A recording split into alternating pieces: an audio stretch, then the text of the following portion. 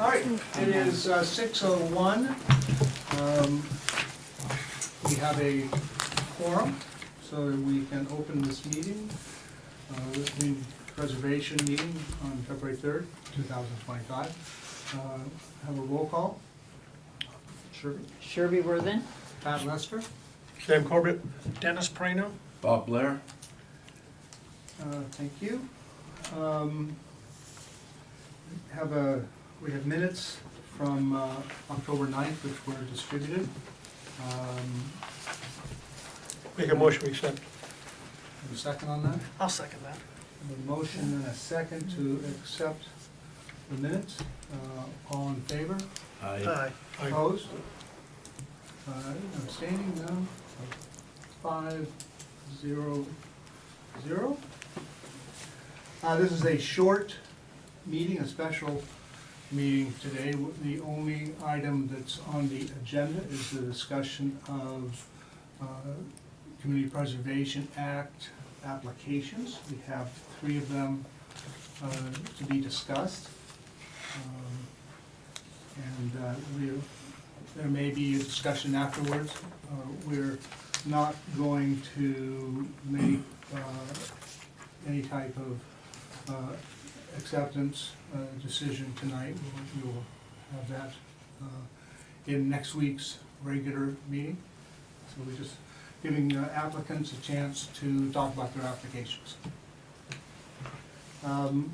With that, the first application that we have is from the Wareham Land Trust. Yes. Hi. Turn this over to representatives from the Wareham Land Trust. I have a PowerPoint. Can I do that? I don't know. You have the computer in the corner, if you'd like to sign Is there in. one over in the corner? I don't think there is. Oh, there is, yes. Laptop right here. Want it? I don't know.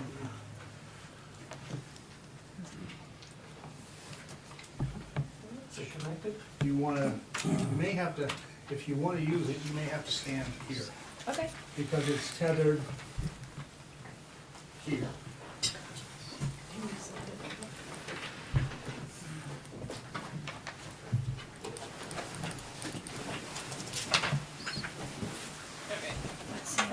Okay. Yeah. I don't think that's gonna be easy to get into. We're gonna have to, that's all locked up.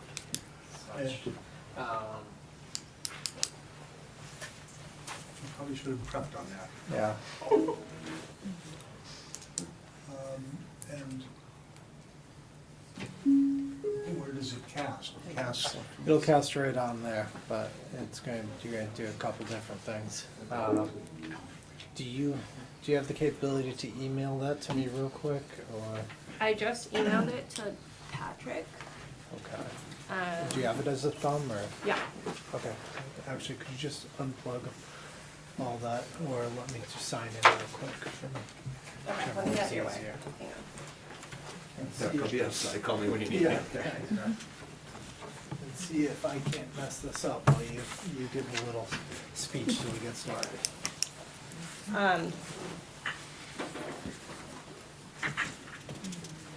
Good evening. Good evening.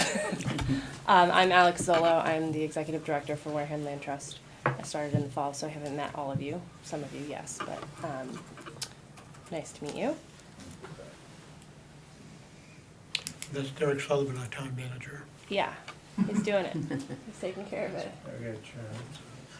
He's the part-time tech assistant here in town. You should get a raise for that. Yeah. A lot of people would say different. Yeah. I'm Sue McComb. I've been with the Land Trust since 2006, and I've been past president, and right now I'm the clerk. Thank you for your name tagging. I think we all know Nancy.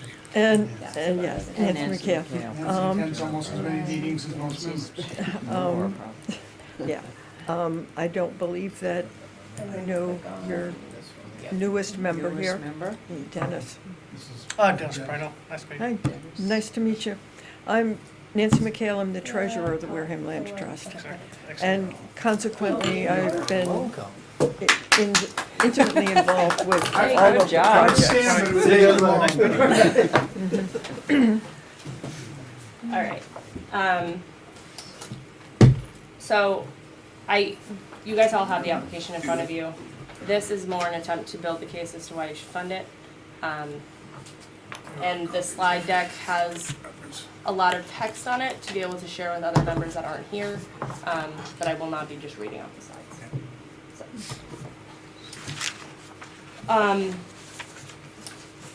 So as you can see, the property that we have in front of you, that we are calling the Riverwalk proposal, is in between the Wareham and Weebiantic River off of Cremisa Road.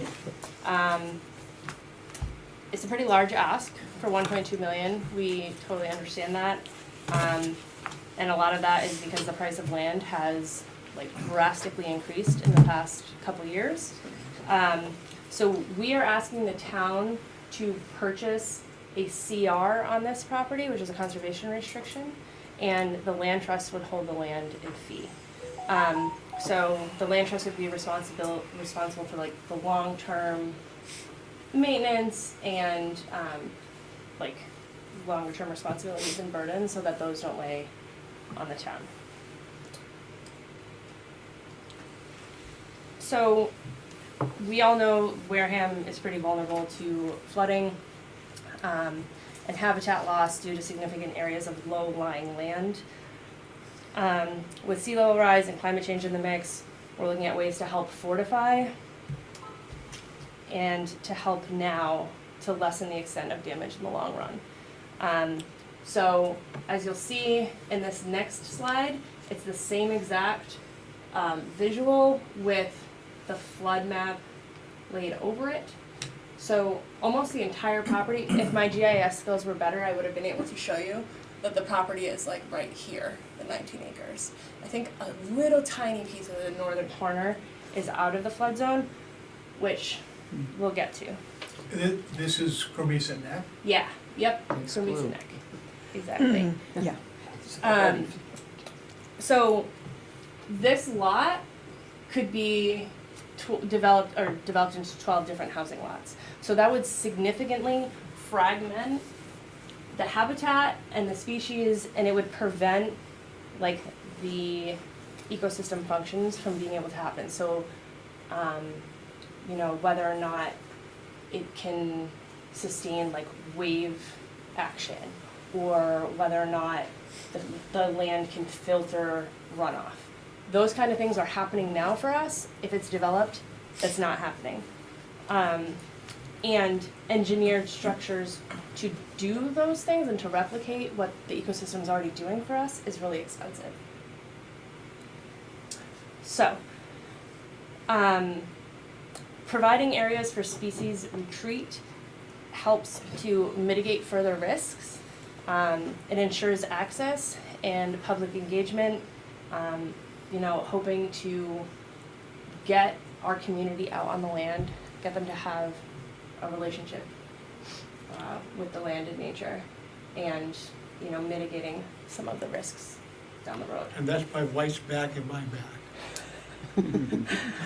But yeah, that looks like your ad.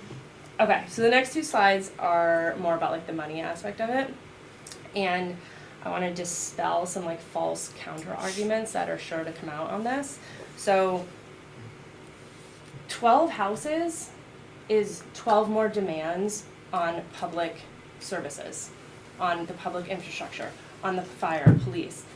The town does not and should not dictate how a property is lived in. Yes, if it's a retired person and it's their second home and they're here 2 weeks out of the year, that's less on our services, but we do not dictate how people can use their property. So we have to assume those 12 properties are, you know, they need the functions of the public services. Additionally, this land, oh wait, is that right? Yeah. This land is going from one type of conservation designation to another. So it's currently in chapter 61, which is a forestry designation. That means the town gets very low, it's like a very low addition to the tax pool, and now it would be going to 0 addition to the tax pool. Where the money does come to the town and where conservation works, the properties that abut this and that are close to this, their value goes up by being close to public walking trails and by being close to open space. So as those properties go up in value, they are contributing more to the tax base without requiring further services. So it's a win-win in that regard. And then our commitment, you know, we've partnered with the town in the past in this project. We would be installing parking areas, so that little northern corner that's out of the floodplain, that's kind of where I would envision a parking area going along Cromie Road. We would be maintaining the trails. This is an educational sign on a different property that we own. We would envision having, you know, ways for the public to engage with the property similar to this. So many of you know the Wareham Land Trust even better than I do. I just want to share with you our mission again, if you aren't familiar with it. And to just, you know, I've said it before, but this group is a group of your neighbors looking to help your neighbors. This is looking to help, you know, secure public open space for the benefit of everyone. So with that, I will take questions. And I know that there's going to be more questions, and I want to have a dialogue about other pieces of it, but It would be helpful to me if you would actually go back to almost the very first slide. sure thing. And okay, so that just letting me, since I live on Cromie, just Yeah, so getting my bearings on exactly where this is and what the properties are.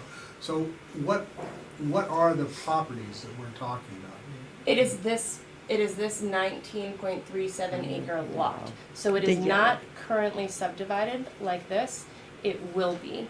And 6 acres of it is staying with the owner that he wants to keep woodlands. And then the pieces over here, they are subdividing and figuring out a deal with the homeowners there so that they can make pre-existing non-conforming lots conforming. That's like unheard of. You never get an opportunity for pre-existing non-conforming lots to conform. So that leaves, you know, this slice that we would be protecting. This, which looks like land, is all salt marsh. Right. None of this is buildable. And actually at high tides, the rack line comes well on to that lot. Okay. Yeah. What's the elevation?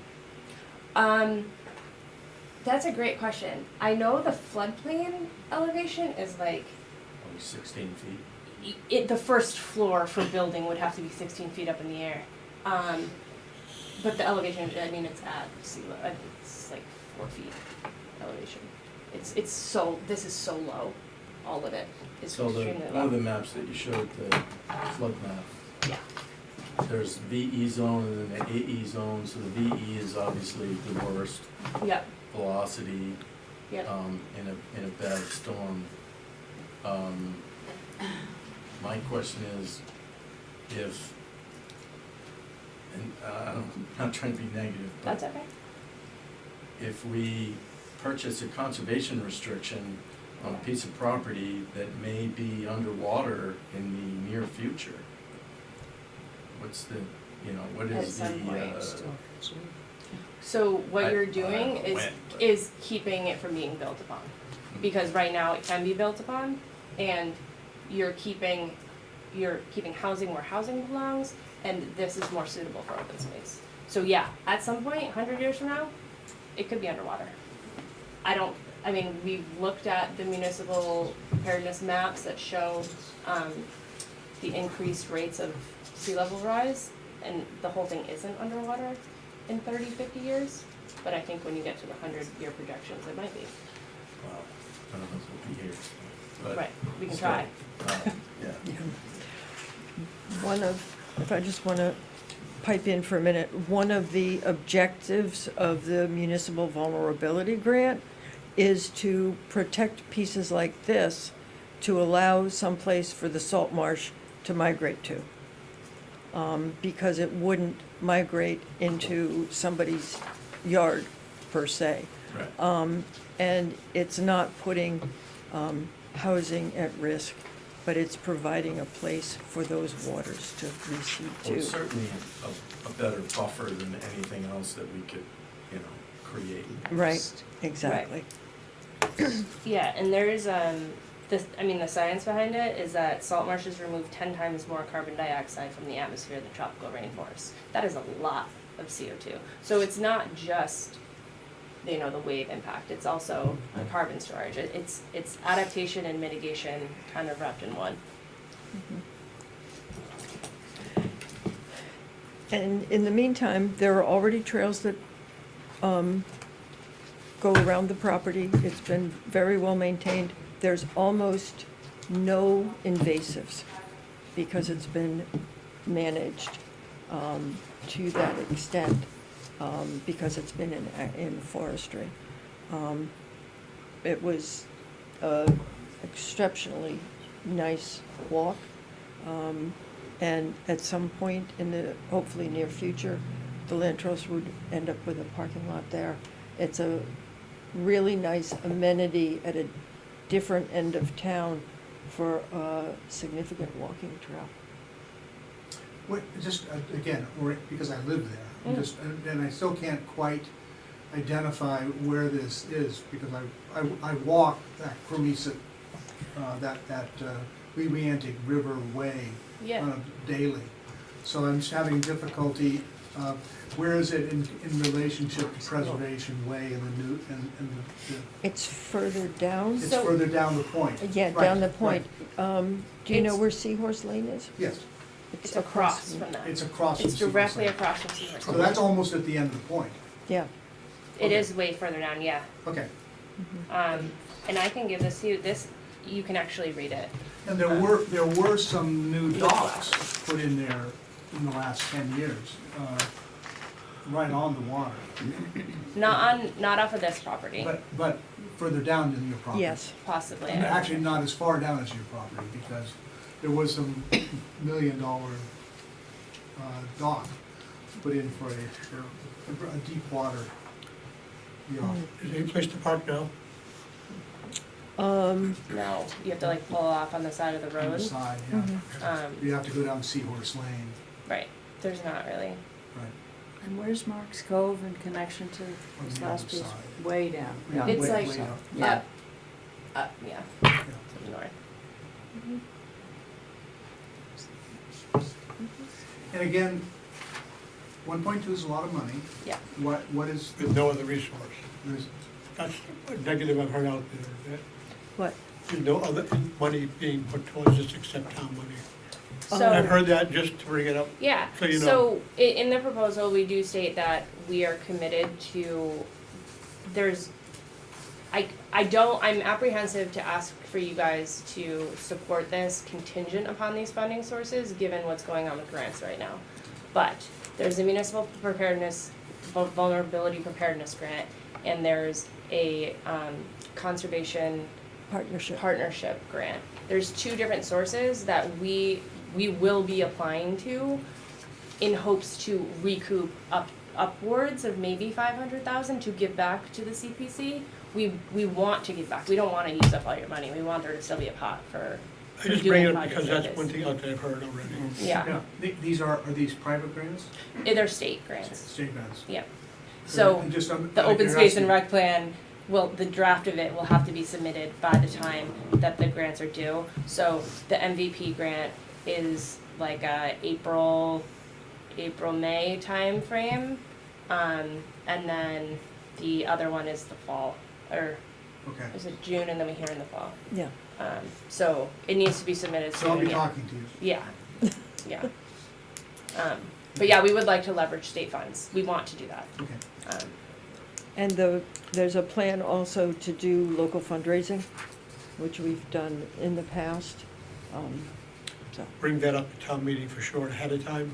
Yeah, When you're working on it, don't wait for the question to be asked. yeah. Yeah, and I mean, by then, applications will be submitted, so we can say that. Say that. Yeah. And you have returned money several times to CPC. Yeah. As I Yes. recall over They've been great Years. partners. Yeah, Yeah, and that's actually something important to bring up when you're talking about your long-term history. That you have asked for funds, and if they haven't been used, they've been returned. Where they've been less than required, they've been returned. It's a good point to bring up. Right, it's a good partnership to talk about. Great. Try to anticipate any questions ahead of time. yeah. Give them the answers ahead of time. Right, right. I know you guys are good at it, but We never hurts to talk we about keep it. trying, but that's why we're here, is to have the conversation about the project, about why we think it's important, and why now is the time to do it. I would say just so the alternative, and you talked a little bit about that. Yeah. So the alternative to not protecting this is to leave this open to the market. Yeah, so you're looking at, 12 building lots. Right. And as it in is, that zone. the quality of the Weeantic River is low. When you look at the scores that Buzzards Bay Coalition puts out, I think it's like, 37 or it's not great, the quality of the river. So then you add 12 houses on that. I'm not sure where you guys are at with your Board of Health with requiring IA systems, but still you're looking at an increase of nutrients added into the river. Right. So, and the removal of these trees doing what they're already doing for us without us paying them to do it.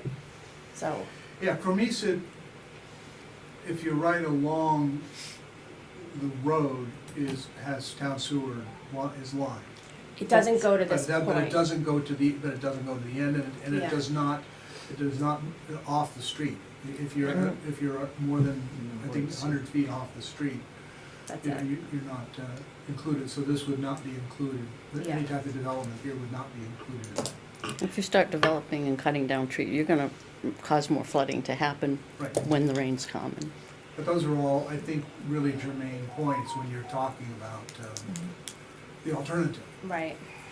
if you don't protect this. The other thing is the accessory dwelling units.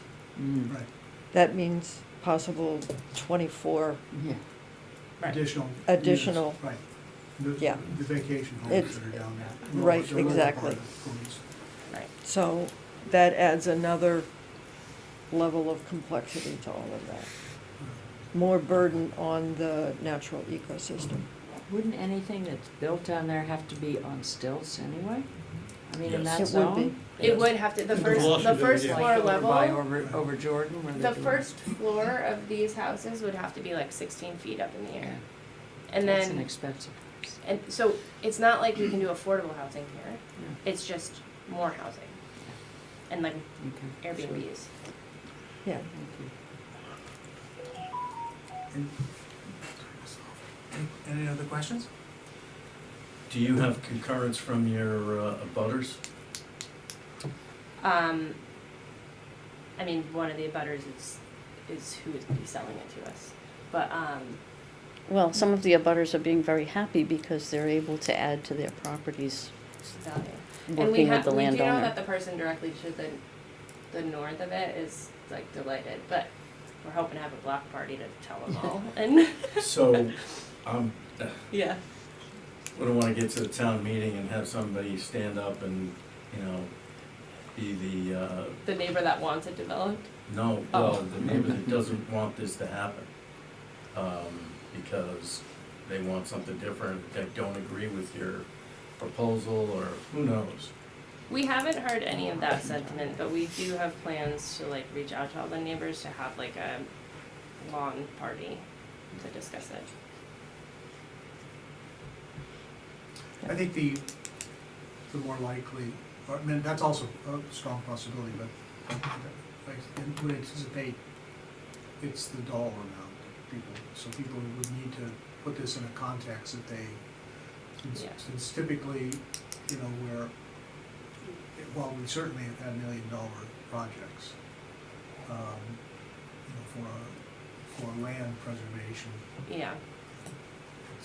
it's a lot, and so that's where I would really be strong, why it is this, and it's a very attractive marketplace area for homes. Right.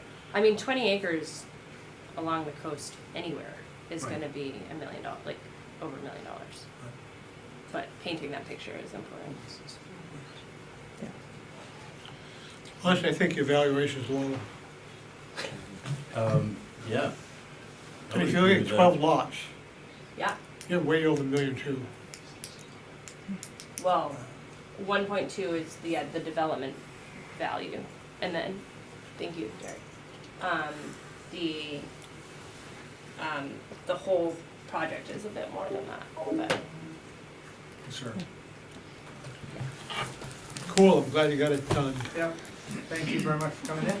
Thank you Good. for considering our application. Appreciate it. Well, this is well thought out. Yeah, yeah, he's got both of them. He's got both of them. Oh, okay, cool. Yeah, he owns the floor out of it. Okay, cool. guys, I'm trying to get you out early. Thank you. Thanks. Thank you, ladies. bye. Thank you.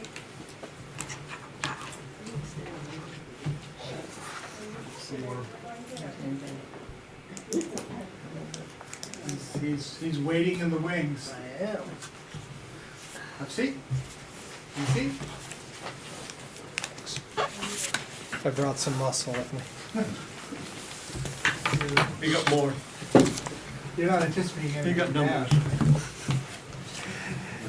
Good evening. All right, so the next two applications, you can take them, we have them, Swiss Beach or Hammond School, you can take them in whichever order you wish.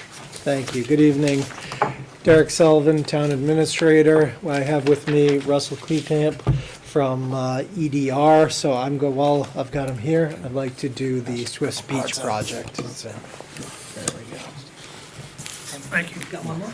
I only brought two. I apologize. Derek knows exactly how to find me. Then she's the one who's the most important because she goes in the minutes. Understood. You have copies of this already, but there is an additional plan on the back I'll hand out to you. I did not do a PowerPoint. They have set me up for failure by being too good ahead of me.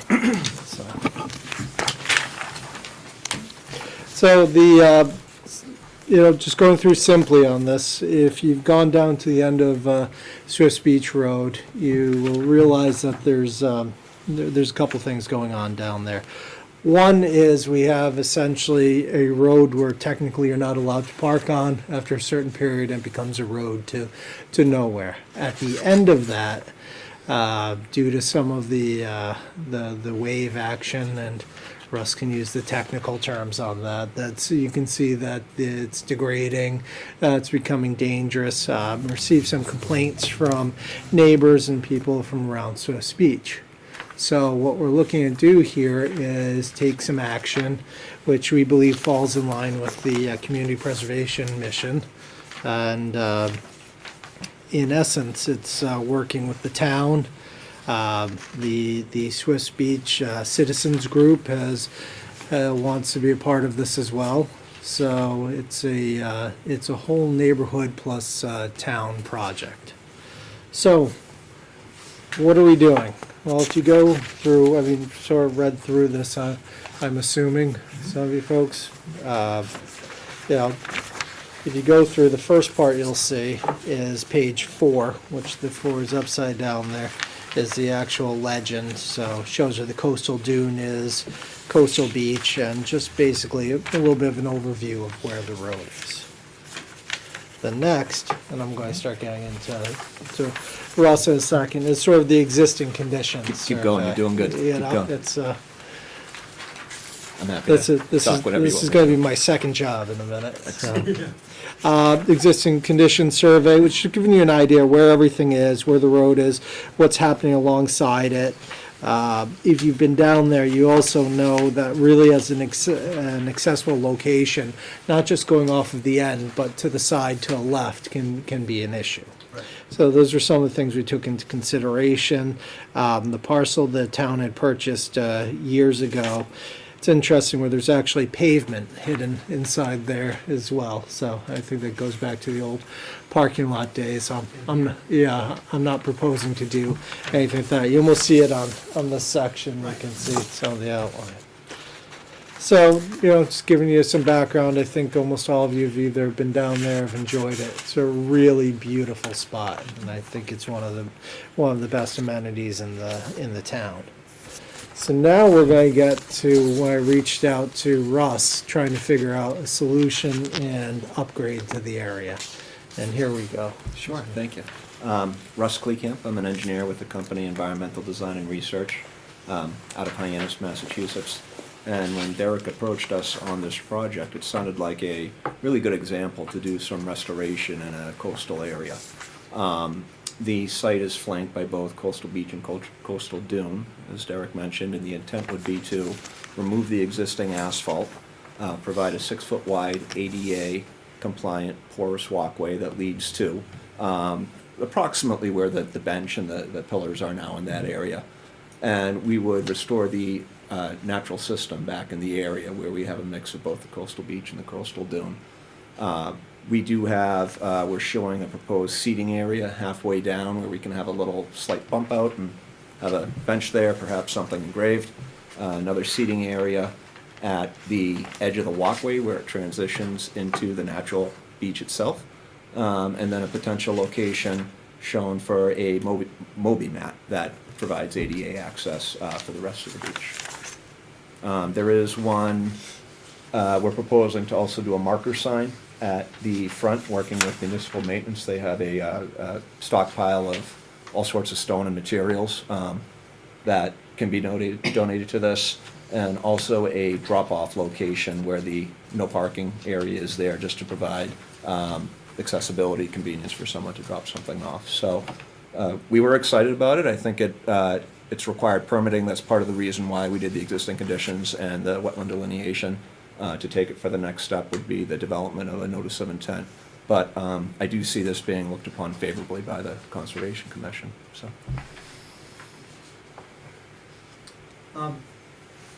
The pathway that you have Yes. identified here, what's the terminus? I mean, so it's on Swift Beach Road, and then how far does it? There is a saltwater creek that it leads to where the existing wooden footbridge is. Okay. Maybe not a creek, a drainage Area there. A Natural depression. Yeah. Is that is only accessible from the Sandy Beach walk today, right? Is that, you can't get at that from any existing street, correct? Is that? Oh, are you talking about the footbridge So, itself? Yeah, this footbridge, which is over here, Correct. Yeah. there's no street here which gives you You- access. You have to come from the parking lot on the Right. other side to come through, yeah. There is in the street which runs off of Swiss Beach going this way, there, down the street, there is an access to beach, but that's not connecting all the way to this. This is to the cross bridge, whatever the bridge is.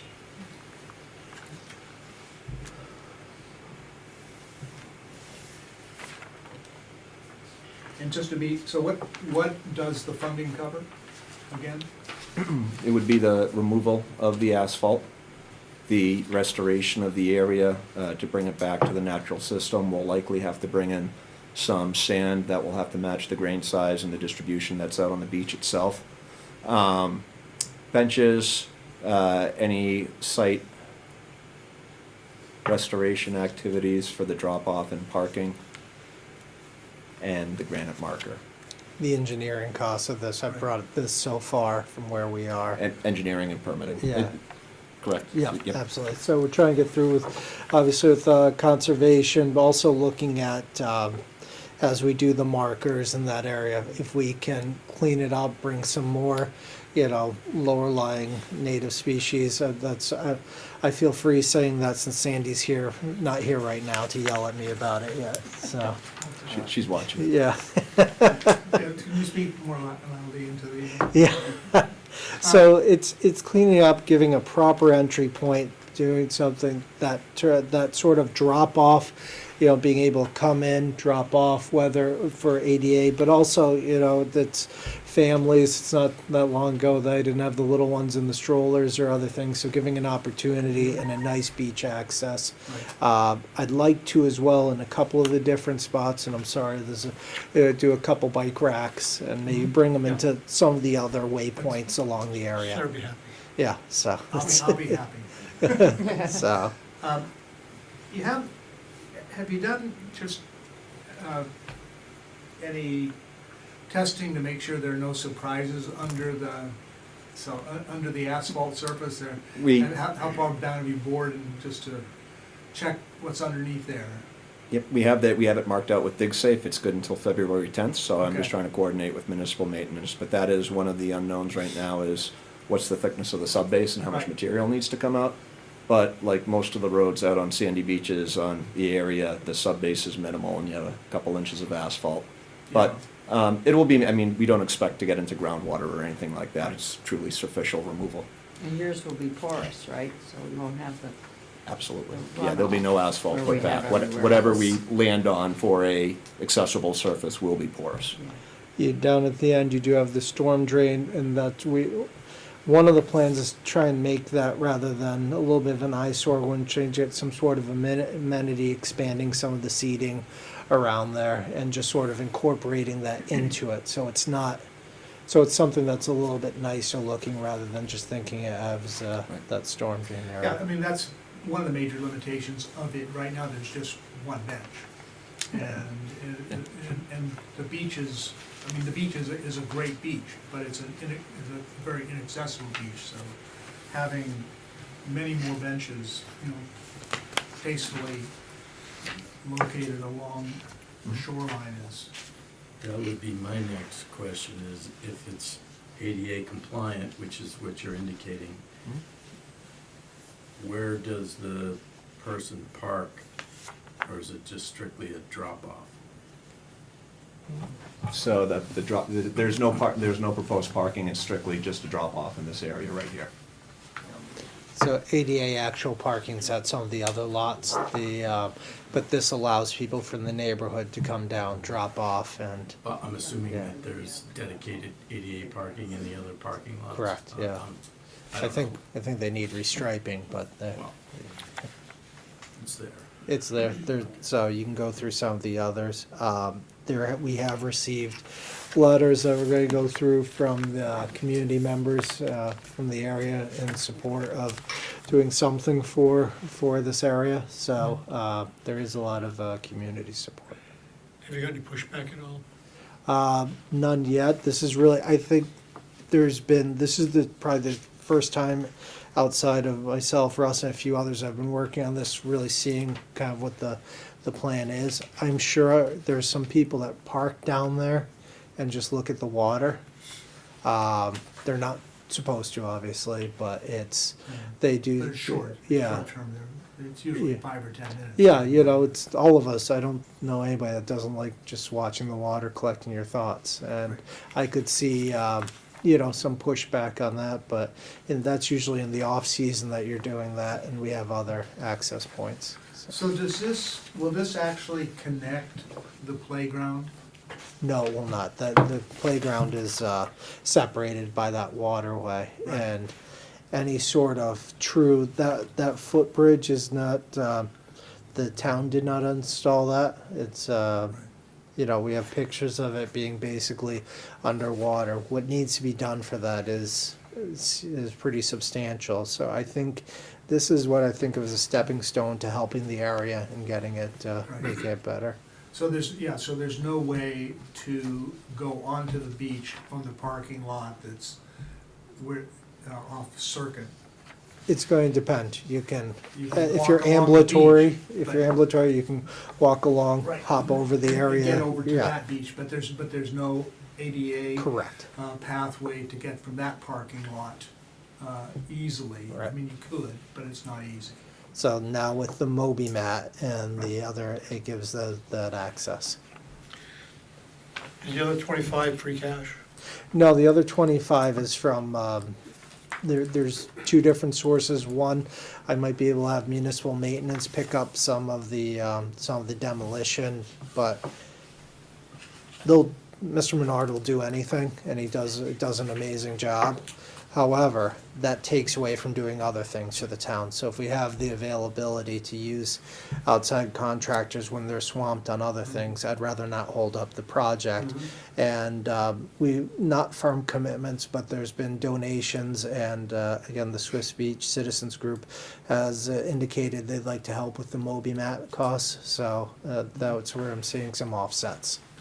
The total cost is probably in excess of what it will cost, but again, we don't know what's underneath.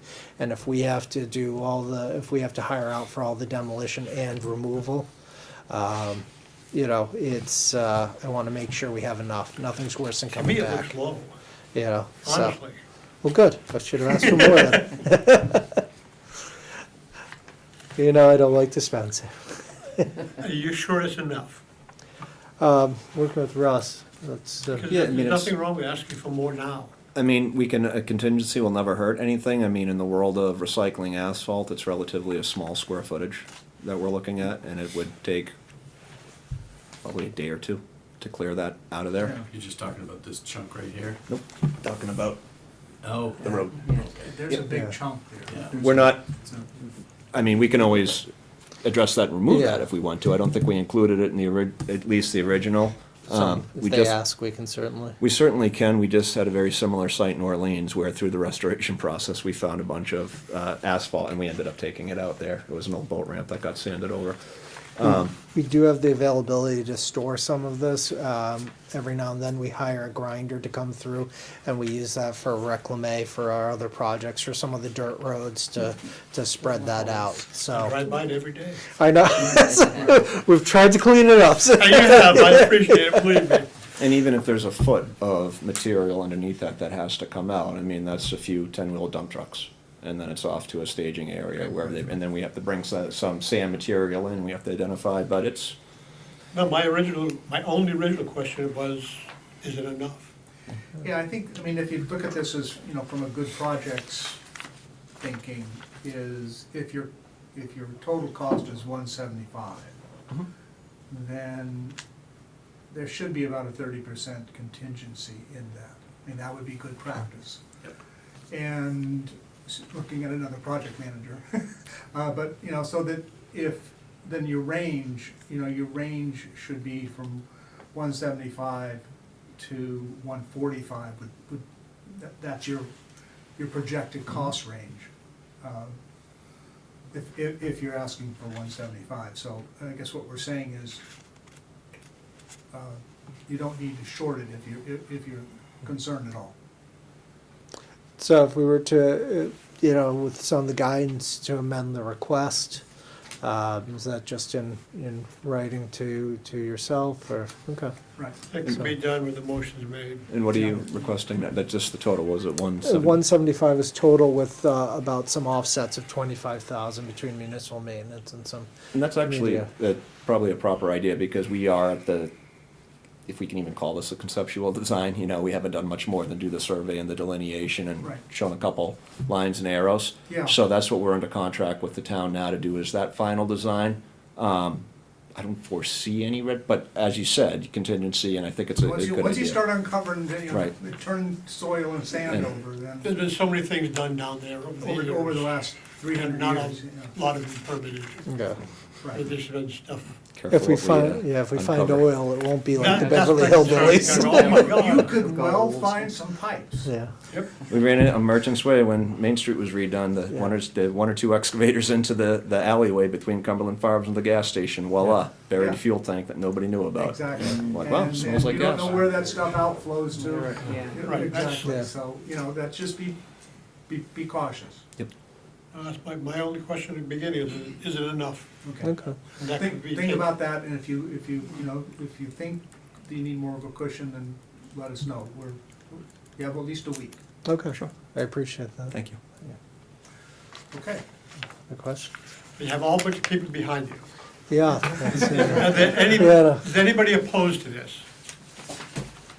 Okay, so they're all behind you.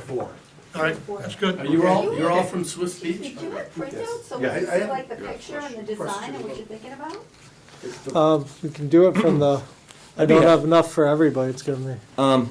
You know, we're underneath the design phase now. One of the things we can do is have a public forum where we That's right. present the concept and we just listen to the, you know, and we do that on site at Swiss Beach. So why don't we set that up, and Okay. we'll do that before we go too far down Did the you just have design. pictures on your little design up there that I can look at? Is there Sure. anything? I'll give it back to you, I'm just. Oh, no, you can even keep it. I'm well in favor of it, I'm just curious. Absolutely. I Thank you figured very you were all in much. favor of it, but I just wanted to make sure there's nobody here against, because that's a person I would want to hear from. We didn't hear too many groans come back there. I couldn't see facial expressions. If you're all so. for it, I'm good. And you can't see them, but nobody turns red Okay. while you were talking. Patrick, We have a you question, question. two questions.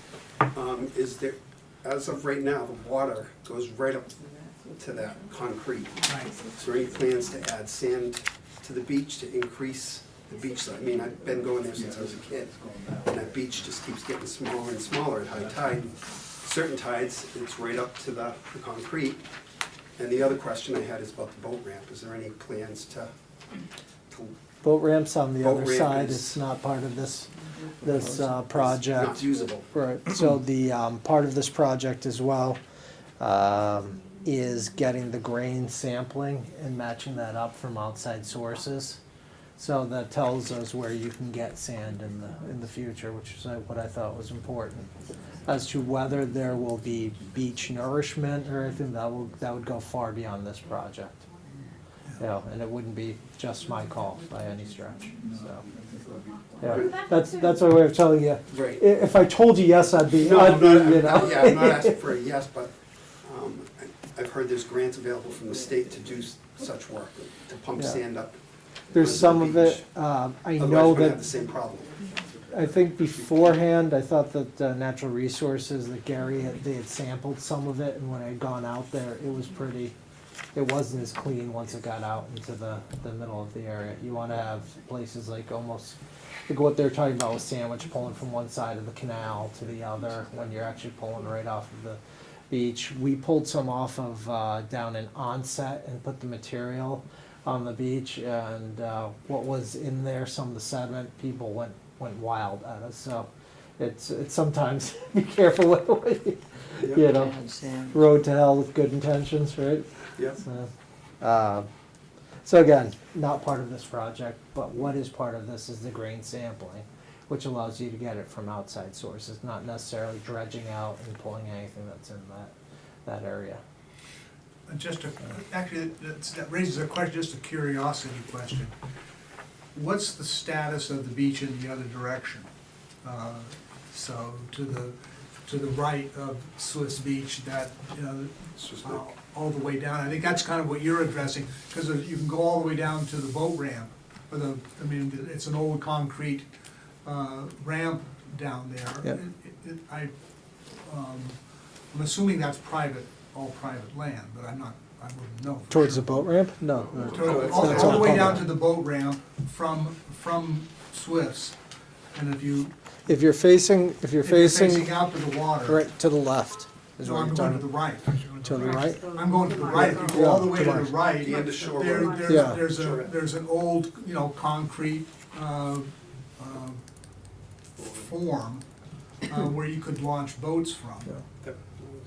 And I forget what the street is. What the Shore. Shore? At the end Well, of Shore Ave. Shore runs parallel, right? No, Shore, Runs, Shore oh, goes right. right down into the Okay. boat ramp. Yeah, it goes right to the boat Yeah. ramp. So that's all pretty much undeveloped out there. There was a new development of houses on shore, right? Are you talking about Murphy Street? No, No? In Murphy, there was a couple lots for sale. Right, Right. they built a couple houses along Murphy, Just yeah. not important. Yeah, the boat ramp's on the other side, so that's why I'm, at the end, at Swift's Neck. Can you add yeah, that locus, so, so that people are gonna get a better 30,000 foot You view? can't get any boat. There's no tide, you can't get a boat back. If there are any, no objections, we can move on to Hammond. yeah, so. Thank you all for being here. Thank you. Thank you. Thank you, everyone, appreciate it. Oh, well, we'll sort it out. Actually, if you wanna bring a few of the brown ones into to room 27. I'll send an email tomorrow Yeah. with thoughts on the cost and Yeah. one small version on the plan to do, but Okay. no big deal at all, so I'll Perfect. get it All out right. to you. Thanks, Russ. Thanks, Much Jack. appreciated. All right. Oh, yeah, that's Russ's. Oh, Keep it, it's fine. There you go. I think he's taking the chairs back. Yeah, so, Okay. thank you very much. I'll take some chairs. Great. Thanks, Ian. Thank you for all your work on this. We appreciate it. Thank you. Thank you. Hammond School's pretty simple, if you go through it, although there is one thing, one thing I want to change. We did redo the roof a few years ago, so that roof section we don't need, although along some of the sides potentially, but this is really looking at the external envelope of the building. So we've done the roof, let's look at the external envelope. It's getting in really tough shape, so this would give us the ability to take a look at it, and this would be the first step into coming back for a much larger ask. Yeah, so I think it's a pretty important building. Right now it's utilized for the Christopher Donovan School, rented from the town, and then the other side, the How many square Wareham. feet do they- is there- Oh, you know? that's right. Yeah, the fields. Yeah, I think it's about 4,000 square feet I thought that they had there, you know. You all know, when we were doing the lease, I could have told you like this. Have you got that Boys and Girls Club in the back of your? Well, the other side, the Wareham Tigers for, so one of the cheer, also wrestling, utilize that. And it's been good to have another site. We do hear indoor space. The high school cheerleaders have been asking to utilize, you know, they would, at different times, utilize the auditorium, because another section of the Tigers cheer uses the, what do you call it, the multi-service center. So indoor space, especially that size, is at a premium for this community. So I think it's, Is that just the, there's the auditorium with it has a small stage, Right. but then there are side classrooms or the Side classrooms. classrooms. It's really a All- school. In school, right? yeah, so they utilize it for some of their stuff. Probably not as much. They also utilize underneath. They were utilizing, it's kind of a darker area, but for some of the wrestling and such, the Christopher Donovan School on the other side utilizes basically everything, including the old cafeteria. Right. You know, there's a couple different things in the future that I think would be neat there. I don't know if you've ever seen, in Rhode Island, there's a place called Biomes, Biomes. And basically for all of Narragansett, they take so many creatures from Narragansett Bay. They have all the fish tanks, everything. It's an interactive experience for kids. And the place is packed nonstop. And I would love to see something like that for Buzzards Bay, Do you know know. who owns it? Have one. I think it's a nonprofit group that's running it, you know, so, but it's really great. Kids have birthday parties, and it's, you know, I'm sure it probably doesn't make as much as it costs, but that's nonprofits, that's, you know. But those are the type of things in the future. I think we need to keep those type of amenities. It's not just about the person it's named after. I think that's good. Plus the green space in the area is fantastic. Having green space right by waterfront, I think that gives us a leg up over any community, so. Yeah. Onset Bay Center has been amazing, but they could sure use more kids. I mean, they used to have an automatic draw from the Boys and Girls Club. Yeah. Yeah, And the transportation is where you get hung up, Yeah. because somebody's gotta get those kids over. for onset, for onset as a community, I mean, there's Lowe's, which has a fantastic Yeah. green space, probably Yeah. far and away the best green space in onset. But Hammond Playground, right next to the Yeah. school, also has Perfect. fabulous green Right. space. And while, you know, you may wanna carve part of that up for getting better parking and, you know, getting better accessibility. But that is a great small field in and of itself. Right, and then you've And- even got from Temple Lot, from where the parking is, to Right. little, you know, that's an underutilized green space with the Salerno's donated the bocce court, which people have really been enjoying, which is And it's nice. still, that's So- still very heavily treed, so it's, Correct. you know, you have some limitations there. When it was the Boys and Girls Club, the kids used that field a lot. Yeah. It was heavily used. Since it's been less. Thinking about that school, I mean, the school has space. It's hard to, it's probably only using maybe 60% of the space that's available to it now. Yeah, no, It's a great building. its utilization is not being maximized, but for what, you know, what it is, we even talked about at one point with the classrooms turned you almost into natural mini retail spaces too, you know, that's what you could have, it's our version of a Faneuil Hall. I mean, it's anything you could do for the area. Right, So- and do you recall, I know they had an outreach when Boys and Girls Club decided to move out. Yeah. There was an outreach to see what interest there was from other organizations, men's organizations, and the cheerleaders, and I don't know if that ever resulted in any type of organization. No, and I think it's going to be, you know, the Christopher Donovan School, they have a really good mission for what they're doing. They are excellent tenants, but we are going to have to put a lot of money into that building from the external, but also the boilers. I mean, I think each boiler is about the size of this room right here when you go. So there's going to be some substantial investment. We have to figure out what the future is. And again, I don't want to lose that sort of building for the community. One thing that is spoken about is the parking. Mhm. The number one problem in Onset is parking. Yeah. That's, if the town could find some, I mean, we have the fire department coming in, which is awesome, Yeah. but it just, not only think about the building, but a lot of times you go to Onset, just can't park. Can't find anywhere to park, unless you're willing to walk Right. really far. Yeah. So I'm thinking in the future, it's along West Boulevard potentially, a sidewalk that goes all the way that reaches over to about Shell Point to connect to the other side, which would be good because that brings, you can walk up right now to walk up from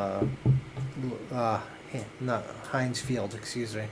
Heinz Field, you can go up 10th, which isn't sort of the best. You can go up Onset Ave, but being able to go the other way from west, that actually completes. So when you think about it, that's almost a green space loop, right? You know, you go from Heinz, Lopes, and along West Boulevard down to Shell Point, those access points along over to Bayview Park, which thank you for the support on that. That is coming along great. Then that brings you right over to the bandstand, to the bluffs, and then you're up to the Hammond, to those fields. Now you're going back down. That's what I'm saying. It is one of the best loops around. Right. Yeah. So I think over the years we've taken, you know, we've just enjoyed it, but I think an investment into it makes it even We've better. invested millions in Onset, and Yeah. it's paying off. Yeah. Yeah. So. It would, to your point though, it would be interesting to actually do, not a long-term, but a 90-day assessment, even, you know, from, say, the early summer through August. And really do an assessment of what the parking situation really is. When does it reach capacity? Because there's, you know, with the stuff, I mean, there's, and I know people have anecdotal feelings about it. Yeah. But it would be really good to know exactly what the capacity, what the utilization is. And unless you study it, you won't know. To make it, I mean, if you go there for the Cape Verdean Festival, they are Oh, parked that's miles impossible. away. Oh, yeah, no, Yeah, you no gotta take question. the shuttle. You can't Yeah. find a spot. I mean, Yeah. we drove around and around and around, along with 100 other people driving around and around. People walking from Minot. Right. all I the way know. down. But they tell Yeah. you shuttle, Yeah. I mean, ahead of time, so. There was a Nelson Nygaard study. I think I find it's got to be over a decade old. Yeah. That was done before we started the parking, the resident only parking program implementation. The worst we'd ever seen it was during COVID when there was nothing else to do. Not that on any busy day it's not incredibly, but it was COVID was completely crazy. That's one of the reasons we formalized Heinz, which brought in, that's really, not only when you go in, I understand some people miss the green space, but it's attractive. It's a nice attractive entry point. It looks clean and established, and that's free parking. And that's one of the theories. As you get closer, your parking becomes more expensive, aka the pier or Shell Point. Shell Point you can't touch after, I think 8:30 in the morning. Right. You know. Don't even try. I mean, it's Yeah. even then. It's people wait Yeah. for something to open up, and Yeah. it's crazy. But yeah, no, I don't think parking studies hurt at all. Take a look during the height of it. Weekends down there are fabulous. That's why, going through there and what we've set up for some of the different parking zones and, the DNR taking that over, it's been really good. Not without problems, not without headaches, and Sure. we tweak it almost every year to try and make it just a little bit better. I was in real estate for a bunch of years, and it got to the point where we were booking all of our rentals for the next year and selling out for the next year. Yeah, People would walk in, what about the following year? There is that kind of demand on it now. yeah. And the ADUs are gonna push it up some more. It's compared to what it was when I got here, it's amazing, Yeah, the work Yeah. that's been done. Yeah, and I think, the new parking lot is great. It's, it's full much of the time, not Yeah. all of the time. No, It that's- isn't even close. So, thinking about, alternatives, where, additions Yeah. to that. Because it is in demand, but again,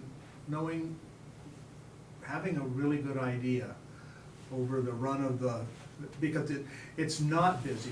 As someone who plays pickleball there, yeah. I can tell you that, I'm shocked to know that. I that you know, play I know. pickleball. Be calm, be calm. That the peaks start in June Yeah, and they're done by August. yeah. It is, looking at the 10th Street parking, it is dramatically different after September 1st. You see, you look at it as a spigot. Around April, you start getting more of a drip, Right. and then right around that July 4th weekend, it is full blast to about mid-August, and Right. that's when kids are going back to school and stuff, settling As soon down. as school's out until school's back in is its peak Yeah. period, where can be hard after 10 o'clock. I usually gauge it when I see my first Ferrari or something. I know it's about to be summertime around here. Do you know what the fire department's doing with their property? Supposedly, it's supposed to be for parking. We're, we support that. I think that's Is great. it right, this year they were having police guard the parking, Yeah, when everybody needed parking? And it was crazy to see they have police guarding parking. And I know a lot of people are all for the parking, I mean, that's the one problem in Onset that yeah. comes up every time. Do you have any idea of when they're gonna work on it all? They've not consulted with us. It's their own They thing. have it this summer. But the summer's coming along quickly. If you're going to, like what we do with kiosks, you gotta start now. I mean, we'd work with them on our own kiosks and stuff, whatever we could do. It's just would be, I was just curious if you knew something definitive. yeah. So this is a type A building envelope study that's gonna be done. Yeah, just as simple as possible. Take a look at it. I mean, little bit, probably, we don't have to bore too deep because we've already got the birds nesting in there, and we're already inside. So, a building of that age, I have no idea what's already been done for hazmat removal, asbestos flooring, PCB, caulking, all of that, should be investigated. Okay, yeah. Assume zero. Yeah, no, there was lead remediation. We had some of the old studies, especially for the interior and some of the exterior, but as to what height or what level, and I Oh, I'm agree. sure I'd rather, It says closed in 2012. Yeah. So they probably did some type of asbestos abatement, but probably not the windows. no, with the caulking in there And and you some. find stuff everywhere. Yeah, I mean, I haven't, even the Deacon's school, that's fairly modern, the caulking in all Yeah. those windows, you know, and some of the ceiling tiles and stuff is that, so, yeah, I agree, cause I wanna know what we're getting into, because it's, we can't afford to fail, is the way I put it. We're not one of the communities that something goes wrong, you can just suddenly generate more money to do it. So we have to do it right the first round. So, Yeah, we're snickering at the property next to town hall. it's your new favorite property? I think it's a great idea. Yep, but you can't do anything else until you, Okay. so, yeah. Thank you, Derek. Well, thank you all for your Thank you. time, I Can appreciate you turn it. that off? Yeah. I think if you left, I'm not sure we'd get off. Can I have permission to just go back and hit the Swift Beach thing one more time while Derek's still in the room? Thank you for the favorable reception. I just like to, my name is Mike Sharaffa, and if you've read the bench, that's my family bench down there. Oh, great. So we basically, my father, my uncle, and my aunt donated that to the beach for my grandparents Yep. from about 20 years ago.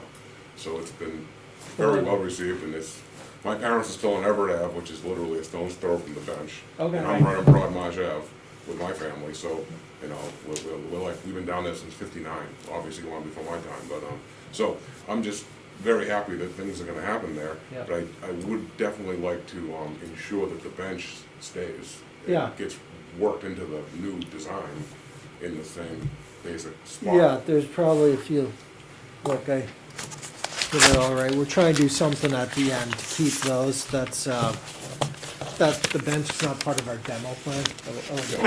Yeah. I'm not that crazy. Yeah, yeah, no.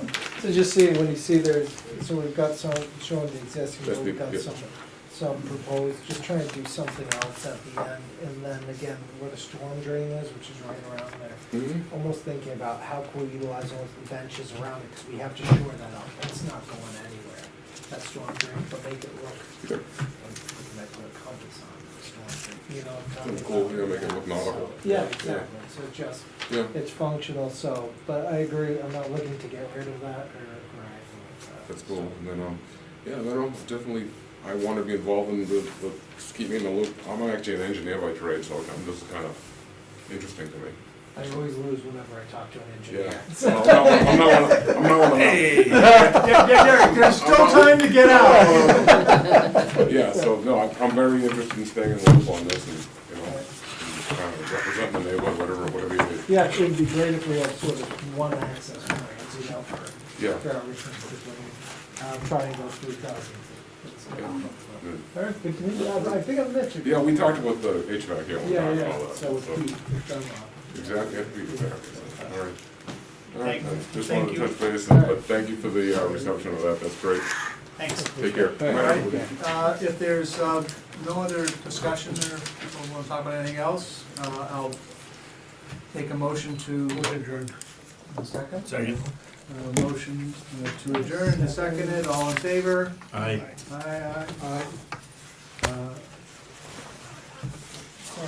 From Wednesday, then we get into this. So our next meeting is next Wednesday, February 12th, we'll talk about the applications.